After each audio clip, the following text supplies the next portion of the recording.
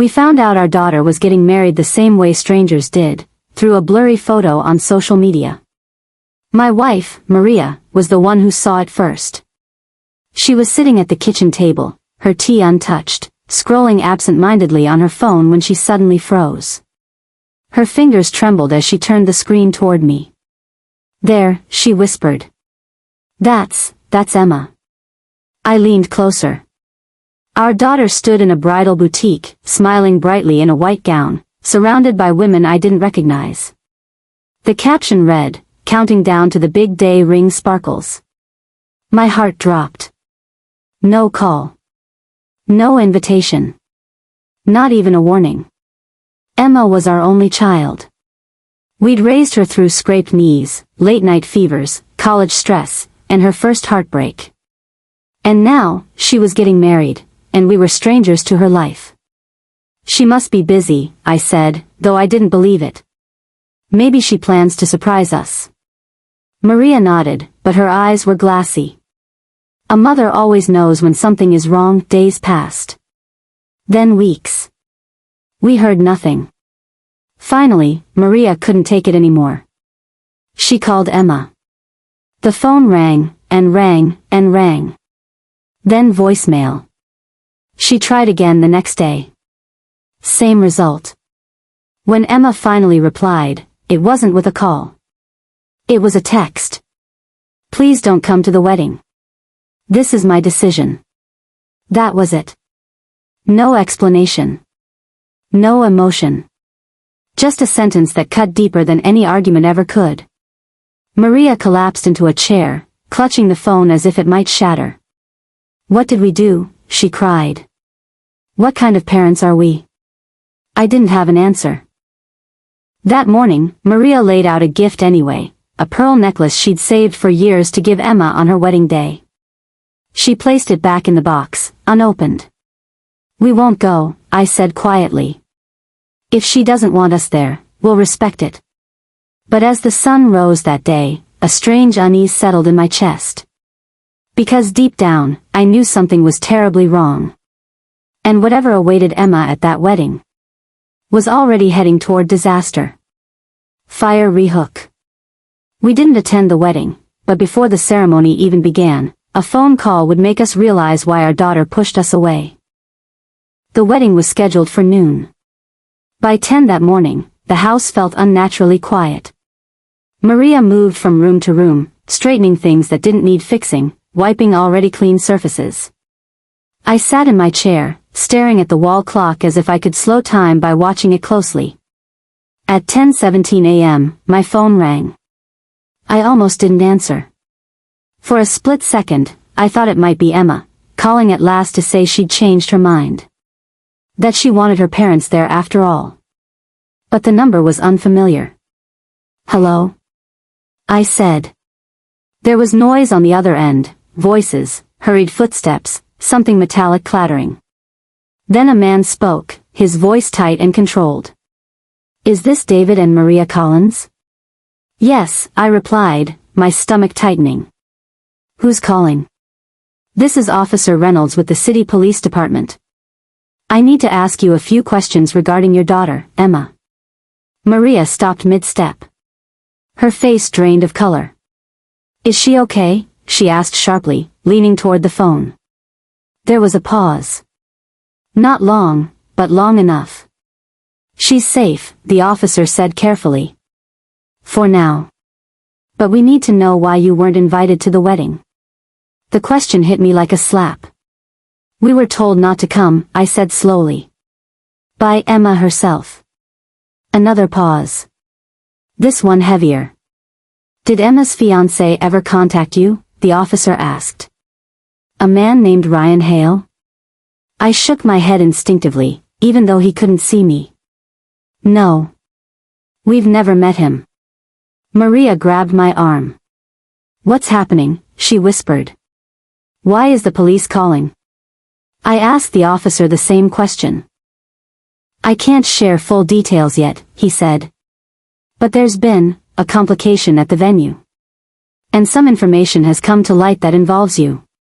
"Involves us how?" I demanded. The officer lowered his voice.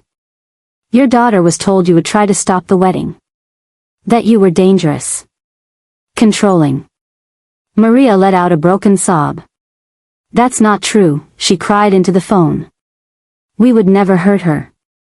I understand, the officer replied. That's why I'm calling. He asked questions about our relationship with Emma, her childhood, her finances. Whether we'd ever threatened to cut her off. Whether we'd ever disapproved of her choices. With every answer, the knot in my chest grew tighter. Finally, I asked the question I'd been avoiding. What happened at the wedding? There was a long exhale on the other end. The ceremony hasn't started, the officer said. And it might not. Maria clutched my hand so tightly it hurt. Should we come? I asked quietly. Another pause. Yes, he said. I think you should. The call ended. We stood there, frozen, the echo of his words hanging in the air. Emma didn't keep us away to protect herself from us. She kept us away. Because someone else was controlling the story. Fire rehook. As we rushed toward the wedding venue, we realized our daughter hadn't pushed us away by choice, and the person she trusted most had everything to hide. The drive to the wedding venue felt unreal, like we were moving through someone else's life. Maria sat rigid in the passenger seat, clutching her purse as if it were the only solid thing left in the world. I drove faster than I should have, barely noticing the traffic lights or the honking cars behind us. What could make her believe that? Maria whispered. That we'd hurt her? I didn't answer, because the truth was, I already suspected the answer, and I didn't want to say it out loud. Emma hadn't changed overnight. She'd started pulling away months ago. First, fewer calls. Then missed holidays. Then vague excuses whenever we asked about her life. At the time, we told ourselves it was normal. She was in love. Building her own world. But now, every memory sharpened into something darker. I remembered the first time she mentioned Ryan. He worries about me, Emma had said, smiling. He says you two don't understand how fragile I am. Fragile. That word had stuck with me. We'd raised Emma to be strong, independent, stubborn in the best way. Yet Ryan spoke of her as if she were glass. Then there was the money. Emma had stopped accepting our help abruptly. She returned a check Maria had slipped into her purse after a doctor's appointment.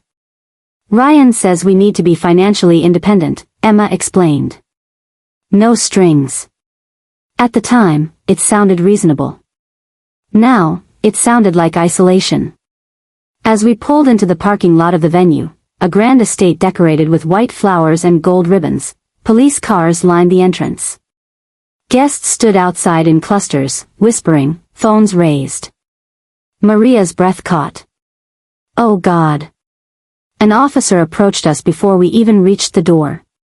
David and Maria Collins, he asked. Yes, I replied. You need to understand something before you go inside, he said gently. Your daughter was convinced you were planning to interrupt the ceremony. That you were angry. Unstable. He hesitated. Someone provided Emma with false information. Messages. Voicemails. Things that appeared to come from you. My blood turned cold. Fake messages? I asked. Yes, he said. Threatening ones. Maria covered her mouth, her eyes wide with horror. She thought we hated her. Inside the venue, I could hear raised voices, arguing, crying. A woman screamed.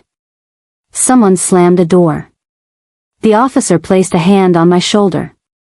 She cut you out because she was told you were the danger, he said. But the truth is starting to come out. I looked at the entrance, the place where our daughter was supposed to begin a new life. Instead, it had become the place where everything she believed was unraveling. And the worst part? The man she trusted with her future was standing at the center of it all. Fire rehook. When we finally came face to face with the groom, we discovered his past wasn't just hidden, it was deliberately buried. The inside of the venue was chaos dressed in elegance. White roses lined the aisle, untouched. Candles flickered beneath crystal chandeliers, their calm glow mocking the tension in the air. Guests whispered urgently, some arguing, others crying into their phones. No music played. No bride walked the aisle. And standing near the altar, his back straight and his jaw tight, was Ryan Hale. I recognized him instantly from the photos Emma had shared months ago. Tall. Polished. Calm in a way that felt rehearsed. He wore a tailored suit and an expression of mild irritation, as if the delay were an inconvenience, not a crisis. When he saw us, his eyes narrowed. "You weren't supposed to be here," he said flatly. Maria stepped forward despite the shaking in her hands. "She's our daughter." Ryan let out a small, humorless laugh. "She didn't want you here." "That's not true," I replied. "She was lied to." His smile tightened. "Be careful with accusations." Before I could respond, two officers approached Ryan. One of them asked him to step aside. Ryan complied, adjusting his cuffs as if this were a business meeting. "Mr. Hale," the officer said, "we need to ask you about some communications sent to Emma from her parents' phone numbers." Ryan's eyes flickered, just for a second. "I have no idea what you're talking about," he said smoothly. "That's interesting," the officer replied, pulling out a tablet. "Because these messages originated from a burner phone purchased under your name." The air went still. Maria gasped. Guests leaned closer, drawn by the tension. Ryan's jaw clenched, but he said nothing. "And that's not all," the officer continued. "We also ran a background check." Ryan scoffed. "On my wedding day?" "Yes," the officer said. "Because you'd been married twice before." The whispers turned into murmurs. "Both marriages ended after your spouses were financially drained," the officer went on. "Joint accounts emptied. Properties transferred." Emma's name echoed through the hall as she emerged from a side room, still in her wedding dress, eyes red and swollen. "What's going on?" she asked, her voice trembling. Ryan turned to her, his expression softening instantly.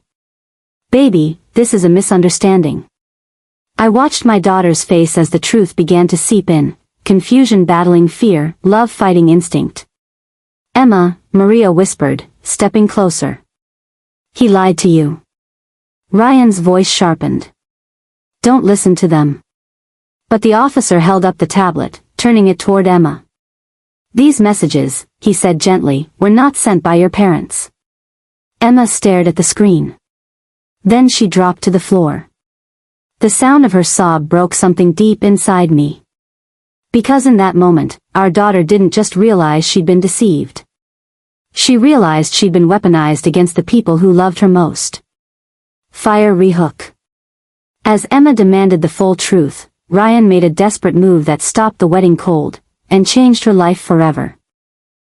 Emma's sobs echoed through the hall, sharp and uncontrollable. Maria rushed to her side, kneeling despite her aching knees, gathering our daughter into her arms like she used to when Emma was a child terrified of thunderstorms. "I'm sorry," Emma cried. "I thought you hated me." Those words hurt more than anything Ryan had done. "I could never hate you," Maria whispered, her voice breaking. "Never." Ryan stood a few feet away, his calm finally cracking. "Emma, get up," he said sharply. "This is all being blown out of proportion." She looked up at him, eyes swollen and searching. "Is it true?" she asked. "Did you fake the messages?" Ryan's lips parted, then closed. For the first time since we'd arrived, he didn't have an immediate answer. "I was protecting you," he said finally. "Your parents were controlling. They wanted power over you." I stepped forward. "That's a lie." Ryan's eyes flashed. "You don't get to speak." An officer moved between us. "Mr. Hale, you don't control this situation anymore." Emma rose slowly to her feet, still trembling. "Tell me the truth," she said. "All of it." Ryan exhaled sharply, rubbing his face. Fine, he said. Yes, I sent the messages. But only because your parents would have ruined everything. They would have poisoned you against me. Emma stared at him, stunned. So you poisoned me against them instead? The silence was deafening. Emma stared at him, stunned. So you poisoned me against them instead?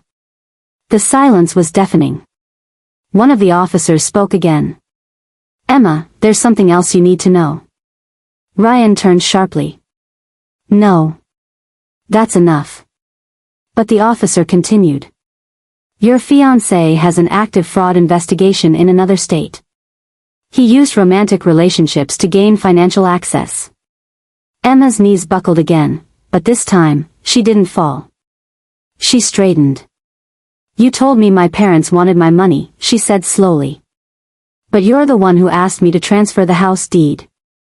Ryan's face darkened. I was planning our future. Our future, Emma repeated. Or yours? Guests were openly staring now. Phones were lowered. No one was pretending this was a private matter anymore. Emma reached up and removed her engagement ring. I trusted you, she said quietly. And you made me believe my parents were my enemies. Ryan stepped toward her. Emma, don't do this. She took a step back.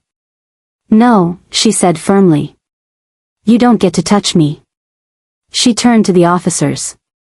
I want him removed. Ryan's composure shattered. You're making a mistake, he shouted.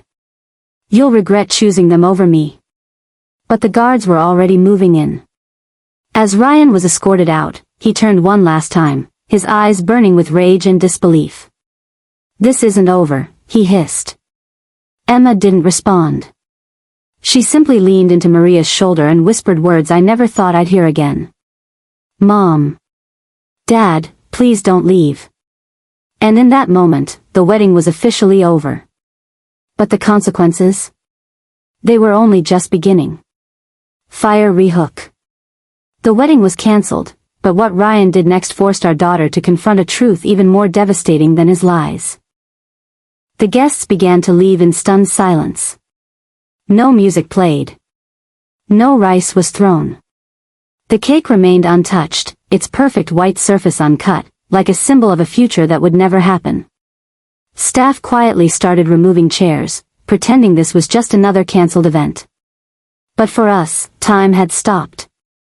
Emma sat in a small side room, still wearing her wedding dress, staring at her hands as if they belonged to someone else.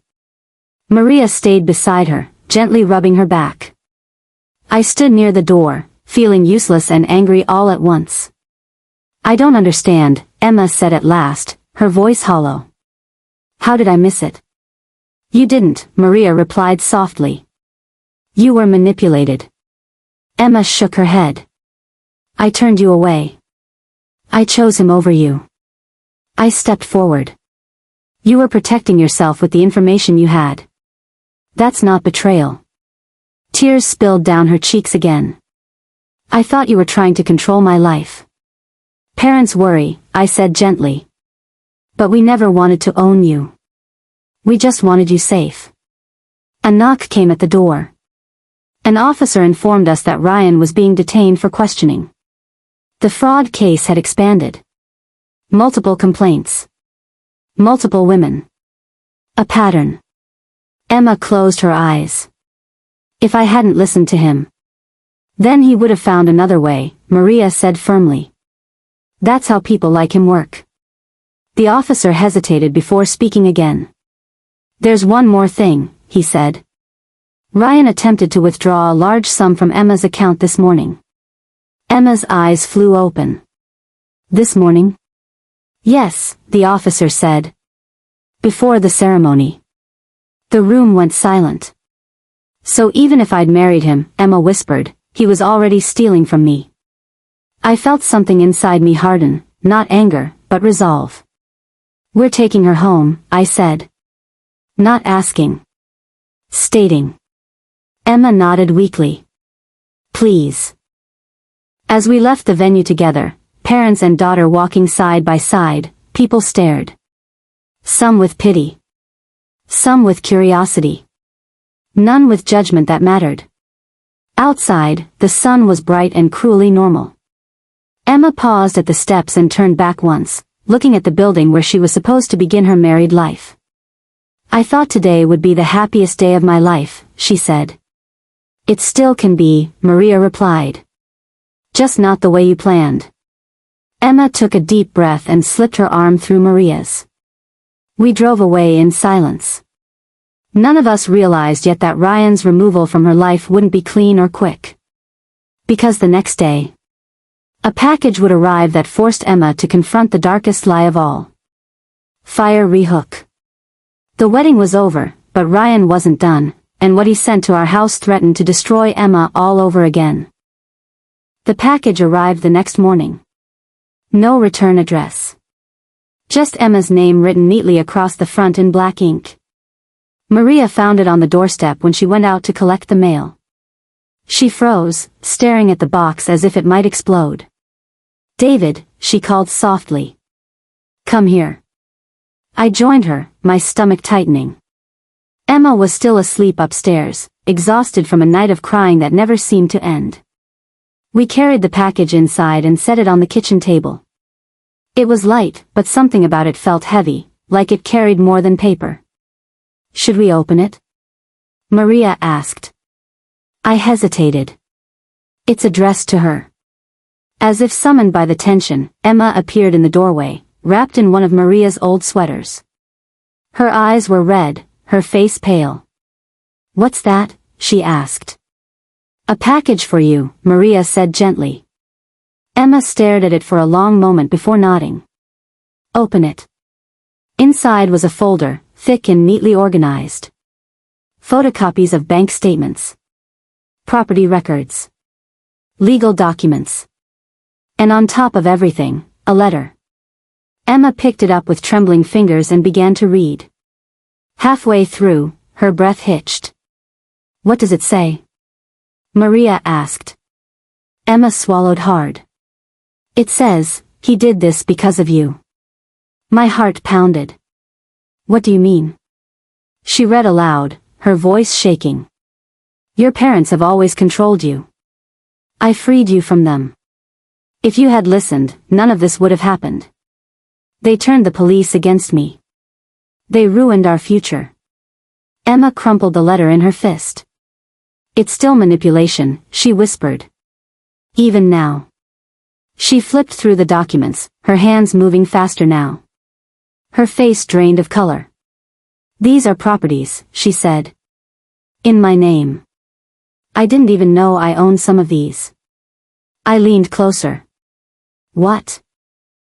"He was using me," she said, horror dawning. "Using my clean record to hide assets." Maria sank into a chair. "Oh, Emma." "There's more," Emma said, pulling out a photograph. It showed Ryan standing beside another woman, his arm around her waist. The date stamp was from 6 months ago. Emma stared at it, numb. "I was planning the wedding that day." My fists clenched. "He wanted to isolate you completely." Emma nodded slowly. And it almost worked. She gathered the documents into a pile and took a deep breath. "I need to go to the police," she said. "We'll go with you," Maria said instantly. Emma shook her head. "No. This time, I walk in on my own." I watched her straighten her shoulders, something familiar returning to her posture. That strength. The one we raised her with.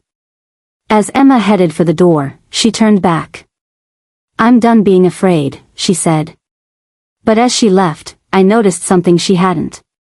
At the bottom of the box was a second envelope, sealed in red. Fire rehook. Emma thought she'd seen every lie, but the red envelope contained a truth that rewrote her entire relationship with Ryan. The house felt too quiet after Emma left. Maria and I stood at the kitchen table, staring at the second envelope, the one she hadn't noticed. It was heavier than the first, sealed with a thin strip of red wax that looked deliberate, almost theatrical. "I don't like this," Maria said softly. Neither did I. Her name wasn't on it. No address. Just a single word written in the same careful handwriting. Truth. My hands trembled as I broke the seal. Inside was a USB drive and a folded note. The note was short. If Emma ever leaves me, she deserves to know who really broke her family. Maria grabbed my arm. David, what is this? I plugged the USB into my laptop. There were dozens of audio files. Dates. Times. Labels. The first recording began with static, then a voice I recognized instantly. Ryan. They'll never accept us, he said. They want control. They always have. Then another voice responded. A woman's voice. I'll handle her, the woman said calmly. She trusts me. Maria went pale. She whispered. Yes, I said quietly. That's Emma's aunt. Your sister. The room spun. We listened in silence as the recordings continued. Conversations spanning months. Plans to isolate Emma. To turn her against us.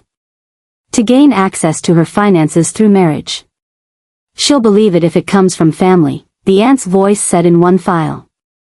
I'll tell her you're afraid of her parents. Maria covered her mouth, sobbing. She did this, Maria whispered. My own sister. Another recording played. Once the wedding happens, Ryan said, the money is safe. And the parents? The aunt asked. They won't matter, he replied. She'll never speak to them again. I slammed the laptop shut. The betrayal cut deeper than Ryan ever could. Emma returned an hour later, drained but determined. She stopped when she saw our faces. What's wrong? She asked. Maria stood slowly, holding the red envelope. There's something you need to hear, she said. Emma listened to the recordings without interrupting. When they ended, she didn't cry. She laughed. A broken, hollow sound. So that's why, she said quietly. Why Aunt Claire kept telling me you were toxic. Why she pushed me toward Ryan. She was supposed to protect you, Maria whispered. Emma nodded. She protected herself. Emma picked up the envelope and tore it in half. They used my love as a weapon, she said. But they underestimated one thing. She looked at us, eyes sharp and clear. They forgot I have parents who would walk through fire for me. Outside, sirens wailed faintly in the distance. And for the first time since the wedding collapsed, we knew the truth was finally catching up to everyone involved. Fire rehook. Exposing the betrayal was only the beginning, because confronting family hurts far more than confronting a stranger. Emma didn't hesitate. The next morning, she asked us to drive her to Aunt Claire's house. I need to look her in the eye, she said calmly. I need to hear her deny it. The drive was tense. Maria stared out the window, silent, her hands clenched in her lap. Claire had been like a second mother to Emma after Maria's own mother passed away. Holidays. Birthdays. Long phone calls. Trust built over decades. We parked outside Claire's neatly kept home. The curtains twitched as we stepped out of the car. She knows, Emma said softly. Claire opened the door before we could knock. Her smile faltered when she saw Emma. Sweetheart, she began, arms opening. Emma didn't move. Play it for her, Emma said, turning to me. I pressed play. Ryan's voice filled the quiet porch. Then Claire's. The color drained from her face. Emma, this isn't what it sounds like, Claire said quickly. You don't understand. I understand perfectly, Emma replied. You helped him steal from me. You helped him erase my parents from my life.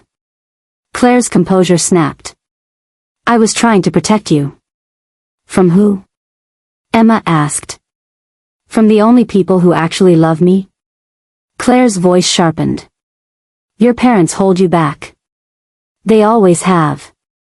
Maria finally spoke. "You're projecting." Claire turned on her. "You were too soft. You would have let her waste her potential." Emma laughed bitterly. "So you sold me to a con artist?" Claire's mouth opened, then closed. Silence. "I didn't think it would go this far," Claire whispered. "That's what everyone says," Emma replied. Police arrived minutes later. Emma handed over the USB drive, the documents, the letter. Claire didn't resist as she was questioned, but the shame in her eyes burned brighter than anger. As officers led her away, she turned to Emma one last time. "You'll regret this," Claire said quietly. Emma didn't flinch. "I regret trusting you." The door closed. On the drive home, Emma finally cried, not loudly, not dramatically. Just quiet tears that slipped down her cheeks as Maria held her hand. "I lost my fiancé," Emma said. "And my aunt. In 1 week." "You didn't lose them," I said gently. "They revealed themselves." Emma nodded. "I thought the wedding was the end of my life falling apart." She looked up, eyes clearer now. "But it was the beginning of getting it back." That night, Emma slept peacefully for the first time in months. But peace didn't last long. Because the next call came from Ryan's lawyer. And it was meant to scare her into silence. Fire rehook. Ryan wasn't done fighting, and his last move threatened to drag Emma back into the nightmare she'd just escaped. The phone rang late that evening. Emma had just returned from the police station, exhausted but determined. She picked up, thinking it might be an officer with an update. "Emma Hale?" a cold, unfamiliar voice asked. "Yes," she replied cautiously. "This is Ryan's attorney," the man said smoothly. "Consider this a friendly warning. Ryan intends to pursue legal action against you, for defamation, interference with his property rights, and breach of contract." Emma's hand trembled. She glanced at us, and I could see the anger burning in her eyes. "I'm not afraid of him," she said steadily. "Everything I have is legally mine. Everything he tried to steal is documented." The lawyer chuckled. "You don't understand. Ryan isn't the kind of man who accepts defeat. He's got connections. Influence. Money. You might have won the courtroom, but the war isn't over." Maria's hands gripped the phone as if she could squeeze the threat out of the line. "Emma, ignore him. Don't let him scare you." Emma shook her head. "No. I need to hear this. I need to understand the danger." The lawyer continued, his voice like ice. "Consider this your only warning. Withdraw your accusations. Drop the charges. Or Ryan will ensure your life becomes a public spectacle. Every friend, every colleague, every transaction you've ever made, he'll dig it up. And it won't just be embarrassing. It will be costly. Very costly." Click. The line went dead. Emma stared at the phone, face pale. Her hands shook, but her jaw was set. "You think I'll let him control me again?" she said quietly. Maria reached over, brushing a tear from her cheek. "You've faced worse, sweetheart. We're right here." I nodded, silently proud of her courage. "He underestimated you. And that's his biggest mistake." Emma exhaled, a long, deliberate breath. "He used my love to isolate me. He used my trust to steal from me. But he can't take my future." That night, we stayed up, preparing for the inevitable. Lawyers, documents, evidence, all meticulously organized. Emma was determined to protect herself legally, but more importantly, she was determined to reclaim her life emotionally. In the quiet moments, I watched her reflect on everything, the lies, the betrayal, the wedding that never happened. And for the first time, she smiled, not a full smile, but one that carried defiance, resilience, and the strength we always knew she had. But deep down, we all knew the fight with Ryan wasn't over. Because some people, when cornered, will do anything to get what they want. Even if it destroys everyone around them. Fire rehook. Emma thought she had escaped the nightmare, but Ryan's next move would bring danger directly to her doorstep, forcing a choice that could change everything. The next morning, Emma was making coffee when a sharp knock echoed through the house. We froze. The house had been quiet since the threatening call, and the sudden noise felt like an alarm. Who is it? I asked cautiously. A voice from the other side, unfamiliar but firm, said, "Delivery for Emma Hale." Maria exchanged a worried glance with me. "Don't answer it," she whispered. But Emma moved to the door herself. She opened it just a crack. A man in a courier uniform handed her a plain brown package. No labels, no return address. "Sign here," he said quickly, holding out a clipboard. Then he left without another word. Emma closed the door, her hands shaking slightly as she placed the box on the counter. "Another one?" Maria asked, her voice tight. Emma nodded. "Yes. And I have a feeling it's not just papers this time." With caution, she opened the package. Inside was a single envelope, sealed in black, and a USB drive taped to the top. I took the USB, examining it carefully. It had no markings. No clues. Emma picked up the envelope, breaking the seal. Inside was a single piece of paper. "If you want to keep what's yours, meet me tonight. Alone. No police. No parents. Or everything you've gained disappears." Emma's face was pale, but her hands didn't tremble. She met our eyes. "They want me to come alone," she said. "It's a trap." Maria's voice was sharp. "You will not go anywhere by yourself. We're calling the police." Emma shook her head. "No. If they suspect I'm protected, they'll destroy everything." I clenched my jaw. "Then we go with you, disguised or from a distance. You won't face this alone." The tension in the room was suffocating. Every second felt like a countdown. Emma held the USB. "This has to be evidence. If something happens, it proves everything." Maria nodded. "We're not letting you out of our sight."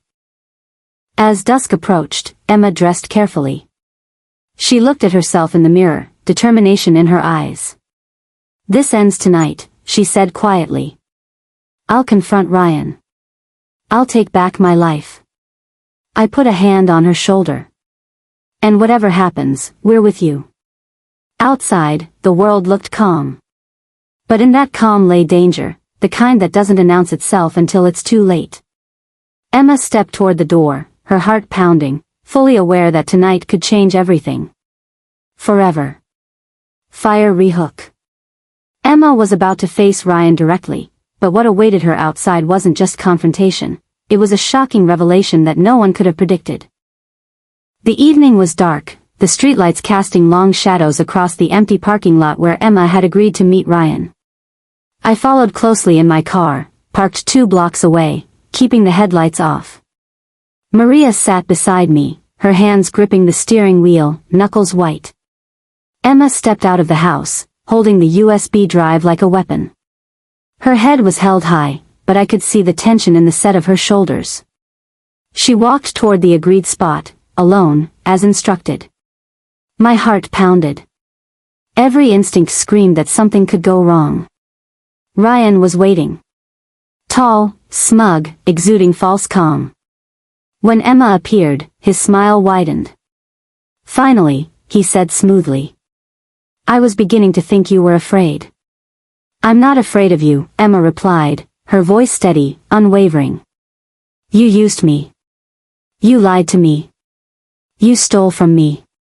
And now, it ends." Ryan stepped closer. "You think you can ruin me with a few documents? You'll regret this." Emma held up the USB. "Everything is here. Every lie, every manipulation, every theft. The police have copies. And the truth isn't on your side anymore." His eyes darkened. "You don't understand who you're dealing with." "Actually," she said, "I understand perfectly now." She pressed play on a small recorder she had hidden in her pocket. The conversations between him and Claire played aloud. Ryan froze. His jaw tightened. Guests passing by a nearby cafe noticed the confrontation and stopped, watching. Emma didn't flinch. You isolated me from my parents. You manipulated my trust. And you underestimated me. You thought I would be a victim forever. But you forgot one thing, I have my parents. I stepped out from behind a car, and Maria appeared beside me. Emma didn't need to look at us, her confidence radiated. You're finished, Ryan, I said. He laughed bitterly. You think this is over? You have no idea what I'm capable of. Maybe, Emma said, voice cutting like steel. But tonight, your lies are exposed. And the law is on my side. Everything you built on deception collapses tonight. Ryan's face twisted with fury, but there was nowhere to run. The recording, the documents, the police's imminent arrival, he realized his control had ended. Emma's eyes glimmered, not with fear, but with triumph. This is the first time I've ever felt safe with my life in my hands, she whispered. And for the first time in months, the nightmare that Ryan had orchestrated began to unravel completely. But as we turned to leave, I noticed a small, folded note on the ground, addressed to Emma. It was unsigned. And the message inside threatened to shatter the fragile peace we'd fought so hard to reclaim. Fire rehook. Even after Ryan's exposure, a mysterious new threat loomed. Someone had been watching all along, waiting for the perfect moment to strike. Stored securely away from home. Maria insisted we hire a private investigator, and I called a trusted security company. Hours later, Emma received another call. No voice. Just silence on the other end. The kind of silence that makes your stomach twist. She hung up immediately. This isn't a prank, she said. They're serious. I looked at her, proud and fearful at the same time. We'll protect you. No matter what. Emma took a deep breath. I've learned one thing, whoever is behind this underestimated me. And that was their first mistake. Over the next few days, strange things started happening. The locks on the front door were tampered with. Unmarked cars parked near the house for hours at a time. Emails appeared in Emma's account, threatening, but with details only someone who had been inside her life would know. It was clear now. Ryan had not been acting alone. Someone had been orchestrating everything from the shadows. Emma met with the investigator. I need to know everything, she said firmly. Names, connections, motives. I don't care how long it takes. I will find them. Maria put her hand on Emma's shoulder. We're with you. Every step of the way. I nodded. We raised a fighter, Emma. It's time to use every skill, every resource we have. Emma looked out the window into the dark street, her expression hard and unyielding. They think they can scare me. But I've faced betrayal, lies, and manipulation. I've survived all of it. Whoever is behind this, they'll regret ever stepping into my life. The night was long, but for the first time, the fear felt purposeful. It was fueling Emma's resolve. Little did we know, the person behind the threats was far closer than we could have imagined. Fire rehook. The hidden enemy had been in Emma's life all along, and discovering their identity would shock the family to its core. The following morning, the private investigator called with news that made our blood run cold. Mr. Collins, Mrs. Collins, he said, we've traced the threats, the tampering, the surveillance. It's all coming from someone extremely close to Emma. Maria gasped. What do you mean, close? The investigator took a deep breath. Someone she trusts implicitly. Someone she would never suspect, until now. Emma's eyes narrowed. Who? He paused. Your family lawyer, Thomas Riley. Silence filled the room. Thomas had been with Emma since she turned 18. He had overseen her accounts, advised her on property and investments. Everything she trusted him with, he knew. Why? I asked, my voice low. He's connected to Ryan, the investigator explained. Financially, personally, he orchestrated the entire scenario. Ryan was his pawn, using Emma to gain access to her assets. Thomas has been manipulating everything from the inside. Emma's hand shook slightly, but her face hardened.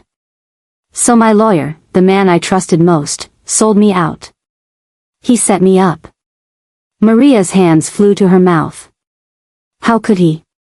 The investigator continued, he falsified legal documents, coordinated with Ryan, even planted evidence to make you doubt your own parents. He counted on isolation and confusion to control you. Emma sank into a chair, the weight of betrayal pressing down. All this time, everyone I thought was my ally was working against me. I sat beside her. Not everyone. We never stopped fighting for you. Emma's gaze softened for a moment. I know. And that's why I can't let him win. She stood abruptly. We need proof. Everything he touched. Emails, bank transfers, property deeds. If I can take that to the authorities, it will end him. Maria nodded. We'll help you. Together. The day passed in a blur of calls, searches, and documentation. Every transaction Thomas had manipulated was tracked. Every recorded conversation revealed. By evening, Emma had compiled a mountain of evidence. The feeling of control returning was intoxicating. I thought I was powerless, Emma said quietly, but now I see. I'm the only one who can finish this. The house was quiet, but outside, someone watched. Every step Emma took, every document she compiled, was being monitored. The final confrontation with Thomas, and the truth behind his betrayal, was closer than we realized. And it would change everything about Emma's life, her inheritance, and her future. Fire Rehook. The man she trusted most had betrayed her, but when we confronted him, the truth he revealed was even more dangerous than we could imagine. The next morning, Emma, Maria, and I arrived at Thomas Riley's office. The building looked normal from the outside, polished glass doors, a sleek lobby, but we knew what hid behind the facade: deception, manipulation, and betrayal. Emma led the way. Her hand didn't tremble. Her gaze was steady, filled with the determination of someone who had been betrayed but refused to remain a victim. Thomas looked up from his desk, smiling as if nothing were wrong. Emma, he said smoothly, what a surprise. I'm done being surprised, Emma replied, her voice firm. I know everything. Thomas's smile faltered. Everything? You misunderstand. No, Emma said, placing a thick folder on his desk. I have every email, every document, every transaction you manipulated. Every conversation between you and Ryan. You tried to isolate me, take my assets, and make me doubt my parents. Thomas leaned back, fingers steepled, calculating. You're making accusations without understanding context. Emma laughed bitterly. Context? You call betrayal, theft, and manipulation context? Maria stepped forward. He's been working with Ryan. Using Emma to gain access to her money and properties. And it stops now. Thomas's eyes flickered. For the first time, he was unsure. Do you realize what you're doing? You'll ruin more than me. You're walking into legal chaos. You could destroy your own future. Emma's jaw tightened. My future is already mine. You tried to control it. You failed. I placed a hand on her shoulder. Emma has everything you can't touch: integrity, truth, and family. Thomas leaned forward, lowering his voice. You don't understand, Emma. Ryan was just a part of this. The bigger picture is far more complicated. Emma's eyes narrowed. What do you mean? Before Thomas could answer, I slammed the folder down. Explain yourself. No more lies. He sighed, realizing the walls were closing in. There are others involved. People who will come after you if you take this public. Ryan was expendable. You should have trusted me. Emma's laugh was cold, slicing through the tension. You thought I would stay blind. You forgot one thing, I'm not alone. And I know who to protect myself from. Thomas's face paled as the realization hit. Emma had the police waiting outside with full evidence, ready to dismantle his entire scheme. It's over, Emma said firmly. You've had your chance to manipulate, deceive, and steal. But everything is exposed. And justice isn't something you can buy. Thomas rose slowly, defeated. His calm veneer shattered. This isn't over, he whispered. Emma shook her head. It is. For you. The police escorted him out, confiscating all documents and devices. We watched as the man who had betrayed Emma, the person she had trusted most, was led away, his empire of lies collapsing behind him. Emma turned to us, exhausted but victorious. It's finally over. Maria hugged her tightly. You're safe now. We can finally move forward. I smiled, tears in my eyes. The nightmare is gone. But you, Emma, you came back stronger than ever. Emma looked out the window at the bright morning sun. This is just the beginning of my life. And this time, I choose who's in it. Fire rehook. The battles are over, the lies exposed, and justice served, but the lessons Emma learned will shape her forever, and show that even the deepest betrayals can't destroy love and resilience. As the night ended, Emma hugged us both tightly. I wouldn't have survived this without you, she whispered. Maria kissed her forehead. And we wouldn't have let you face it alone. I smiled, feeling an overwhelming sense of relief. The nightmare that had begun with a wedding we weren't invited to had ended in clarity, justice, and unity. The house was quiet again, but this time it was calm, warm, and full of hope. The past would always be a part of Emma, but it no longer controlled her. She had emerged victorious. And as we watched her move forward, stronger, wiser, and free, we realized the greatest lesson of all, love and truth, no matter how tested, always prevail. The nightmare was over. The life Emma had fought for had begun. Fire-ending hook. Even after betrayal, lies, and threats, Emma's story proves that courage, love, and resilience can overcome even the darkest deceptions, and reclaim a life worth living.